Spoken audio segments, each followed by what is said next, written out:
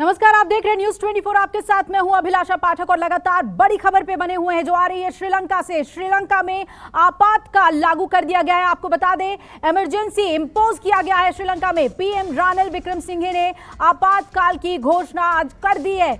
पश्चिमी श्रीलंका में कर्फ्यू लगाया गया है। वहीं पीएम आवास में घुसे प्रदर्शनकारी, जिसे देखते हुए वहां पर भारी सुरक्षा बलों की तैनाती है और आंसू गैस के गोले छोड़े जा रहे हैं। दरअसल राष्ट्रपति के देश से भागने के बाद ये इमरजेंसी लागू की गई है, क्योंकि लोगों का गुस्सा कोलंबो की सड़कों पर देखने को मिल रहा है। ये तस्वीरें आपको दिखा रहे हैं कोलंबो की, राजधानी की, जहां पर श्रीलंकन नागरिक रोष के साथ मौजूद हैं और इन्हें काबू में करना स्टेट एजेंसी के लिए बहुत मुश्किल साबित हो रहा है। सिक्योरिटीज लगातार इन्हें काबू में करने की कोशिश कर रही हैं।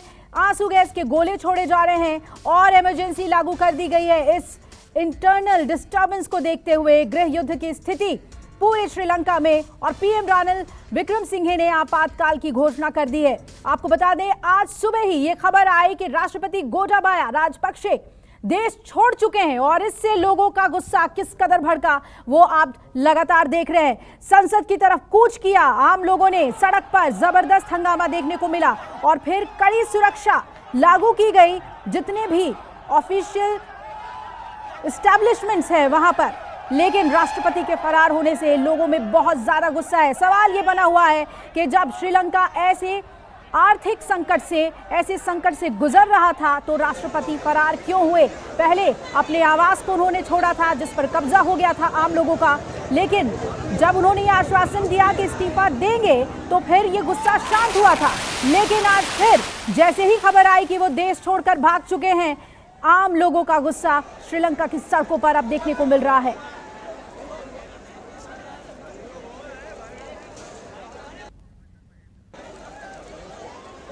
मेरे सहयोगी, वरिष्ठ सहयोगी संजीव त्रिवेदी जुड़ रहे हैं, जो श्रीलंका के हालात पे लगातार नजर बनाए हुए हैं, और एक खास मेहमान हमारे साथ, विशेष मामलों के जानकार प्रोफेसर महेंद्र भी हमारे साथ जुड़ रहे हैं। पहले संजीव, आपके पास आना चाहेंगे, ये जो स्थिति देखने को मिल रही है श्रीलंका की, सीधे तौर पर इसके लिए गोटाबाया राजपक्षे को जिम्मेदार ठहराया जा सकता है, लेकिन कैसे वो देश से निकल गए, क्या इसके बारे में कोई जानकारी निकल कर आ रही है?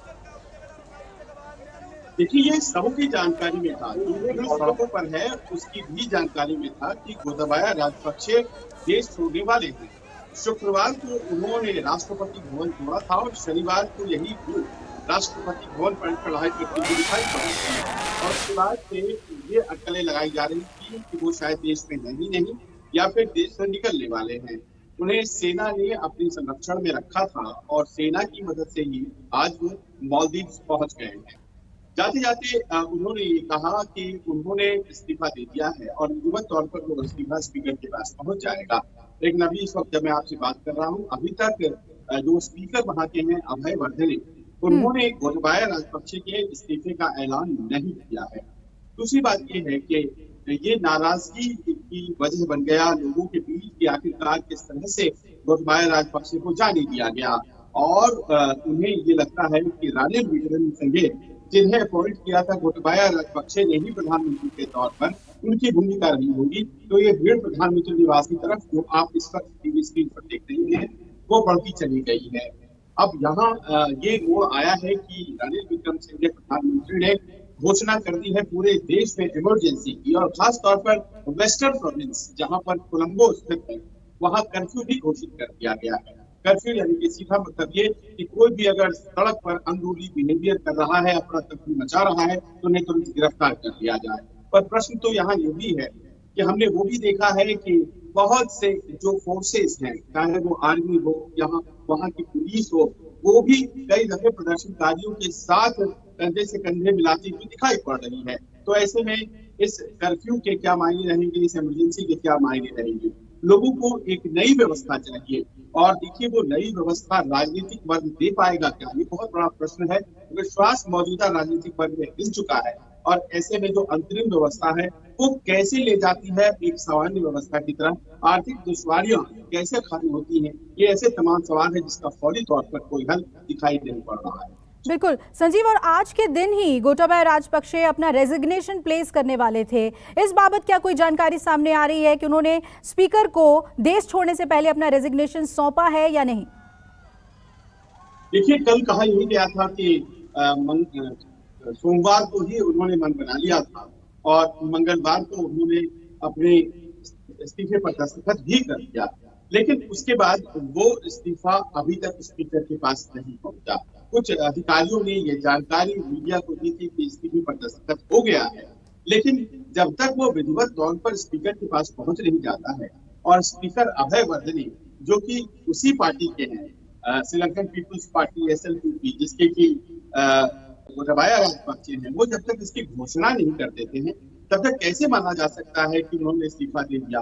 और जब वो इस्तीफा देंगे तभी तो जाकर के अंतरिम व्यवस्था को फौरी तौर पर कायम करने के प्रयास शुरू होंगे।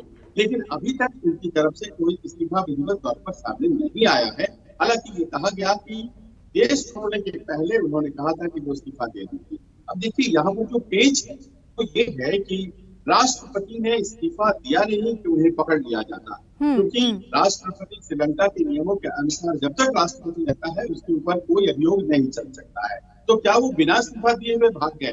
क्या इस्तीफा देने की बात जो थी वो एक झूठ बात थी? ये तमाम ऐसे प्रश्न हैं जो वहां सड़कों पर इस वक्त लोगों को आंदोलित कर रहे हैं। और आप देख रही हैं कैसे कोलंबो की सड़कों पर लगातार जनसमूह, एक विशाल जनसमूह जो है वो कभी राष्ट्रपति निवास की तरफ तो कभी प्रधानमंत्री निवास की तरफ इसी तरह से चला जा रहा है। जी बिल्कुल संजीव, लगातार हम तस्वीरें दिखा रहे हैं कि श्रीलंका में किस तरीके की स्थिति है। और प्रोफेसर महेंद्र भी हमारे साथ हैं। प्रोफेसर, जिस तरीके की स्थिति बता रहे हैं संजीव जी कि बिना रेजिग्नेशन प्लेस किए हुए अगर राष्ट्रपति चले जाते हैं उन पे अभियोग कैसे होगा देश में, और फिर सबसे बड़ी बात कि प्राइम मिनिस्टर टेक ओवर करते हैं ऐसी स्थिति में जब राष्ट्रपति रिजाइन कर देते हैं, तो यहाँ पर रानिल विक्रमसिंघे के खिलाफ भी प्रदर्शन है कि वो भी अपना रेजिग्नेशन प्लेस करें। किस तरीके से आप इस पूरे संकट को देख रहे हैं श्रीलंका के?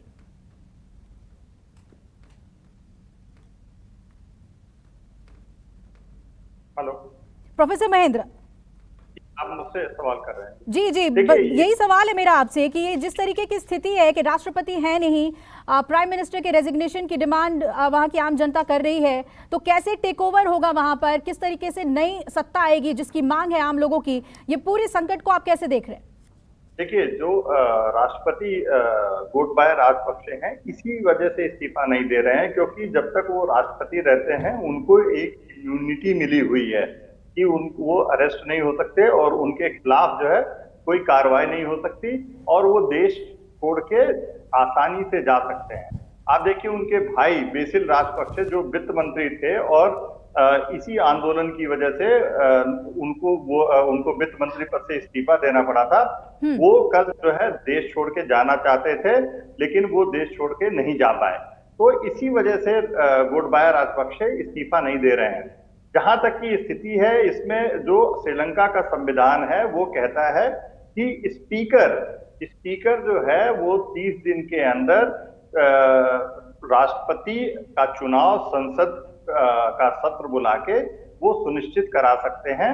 और इसकी वजह से जो अभी चर्चाएं थी वो ये था कि 20 जुलाई को नए राष्ट्रपति का चुनाव होना है और इसके लिए विपक्षी पार्टियां भी तैयार हो गई थी और 15 जुलाई को संसद का सत्र बुलाया जाना था। उसके बाद 19 जुलाई को नॉमिनेशन फाइल करने थे जो भी राष्ट्रपति के उम्मीदवार होना चाहते हैं और 20 जुलाई को चुनाव होना था। ऐसे में निश्चित रूप से जब ये खबर आती है कि गोटाबाया राजपक्षे देश छोड़ के भाग गए हैं, निश्चित रूप से वहां पे जनता इसी राजपक्षे परिवार को ही जो इतनी बड़ी आर्थिक त्रासदी आई है इस देश में जिम्मेदार मानती है और ये गुस्सा उनका लाजमी है इस तरीके से जो प्रदर्शन हो रहे हैं।